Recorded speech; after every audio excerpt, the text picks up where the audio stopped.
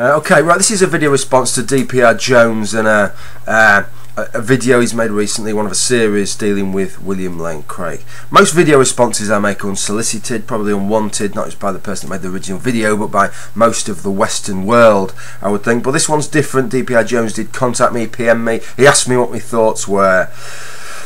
And to be fair, I probably owe him a sensible video response. I've only ever made one video response to him, and to be honest, I took the piss. He asked what was probably a perfectly reasonable question about glass, or glass, as he would say. I'm taking the piss again there, aren't I? So I probably owe him a decent video response now, so let's try and make that response. Okay, well, Dprjones' video really tackled William Lane Craig on his evidencing of objective morality, purely on the grounds that, well, deep down we really know it. And Dprjones skillfully pinpointed the fact that that probably isn't a very good argument. But I wanted to go more in depth with this video as to why I think that's a spectacularly bad argument for this particular kind of thing, and then I'm going to make another video making some more general comments on moral objectivity and subjectivity and how people, atheists and theists alike, handle it. Okay, so let's just hear Dr. Craig say it.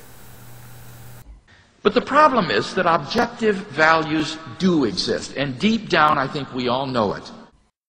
Okay, so deep down we just know, he says, but deep down where? Well, in our minds? Well, yes, it has to be in our minds, doesn't it? But hang on a minute. Objective means independent of mind. So William Lane Craig's eureka moment is that we know that morality is independent of mind because it's so deeply embedded within our minds. I mean, brilliant. You couldn't make that kind of shit up if you tried. But what about alternative explanations then? Well, something else that deep down we just know is that rotting flesh, rotten meat smells absolutely disgusting. Many people are like me. You smell it, you start retching, you can't help it.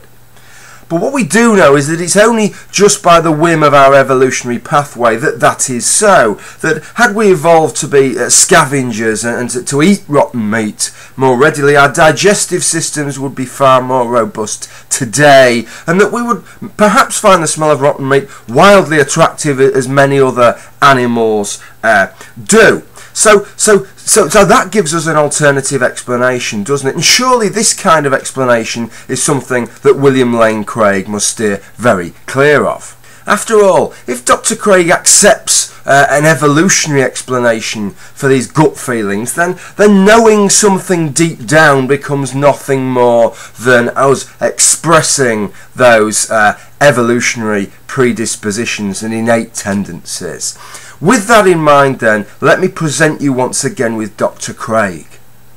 On a naturalistic view, moral values are just the behavioral byproducts of biological evolution and social conditioning. Just as a troop of baboons exhibit cooperative and even self-sacrificial behavior because natural selection has determined it to be advantageous in the struggle for survival, so their primate cousins, Homo sapiens, have evolved a sort of herd morality for precisely the same reasons. So it's all very confusing then. It seems that when it suits the argument that he wants to make at the time, William Lane Craig is all too happy to accept that evolution, the process of evolution, can and has shaped human moral perspectives, has shaped those very gut feelings that in other occasions he wishes to claim as proof of objective morality.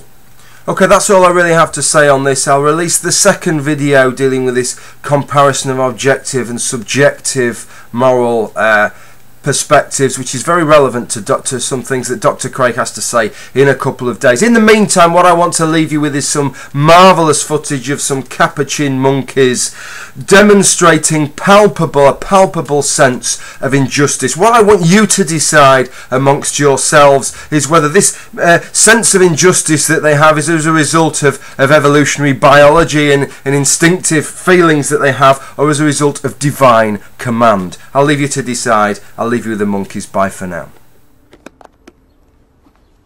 Ted gives Vulcan a white chip, which can be exchanged for food, in this case a dried biscuit.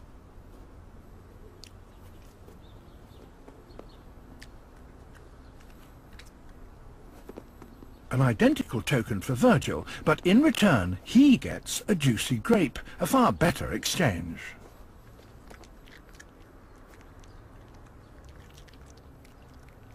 Virgil is back for seconds, but this time Vulcan sees him get the grape. He now expects one too. Biscuit? That's not fair. Virgil's back again. Another grape.